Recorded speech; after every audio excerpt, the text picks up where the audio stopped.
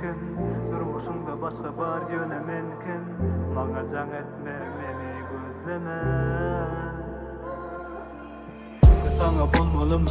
Beni hiç kim, durmuşunda başka bar yöne mümkün.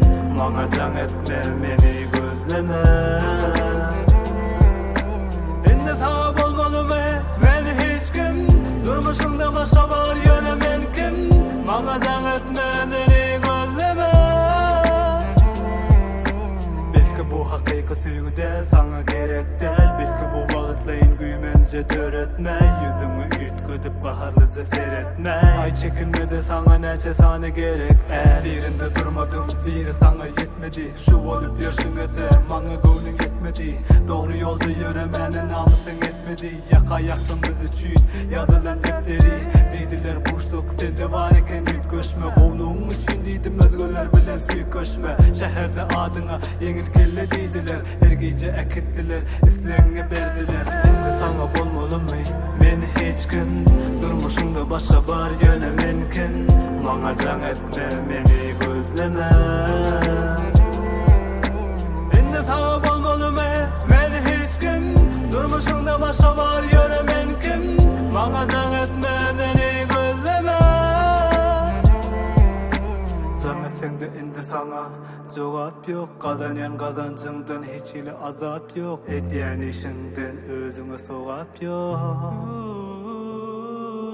Seni yitirmekte benim yok inancım. Bu bolsuna indi başkaları kıynansın. Bana azarın yetmeyesin doğru etmeyen. Sen keyfi istiyorsun. Bana sen gerek gel. Kaharlıca seyretme. Yürü senin içinde. Bana sen gerek gel.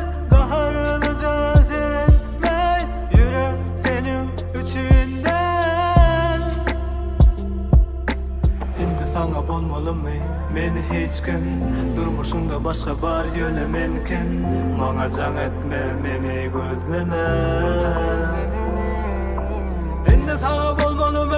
Beni hiç kim, durmuşunda başka bar yöne mümkün. Bana can etme, beni gözleme. Sana bulmalı mı? Beni hiç kim, durmuşunda başka bar yöne mümkün. Bana can etme, beni gözleme. Şimdi sana bulmalı mı? Beni hiç kim, durmuşunda başka bar yöne mümkün. Bana can etme, beni gözleme.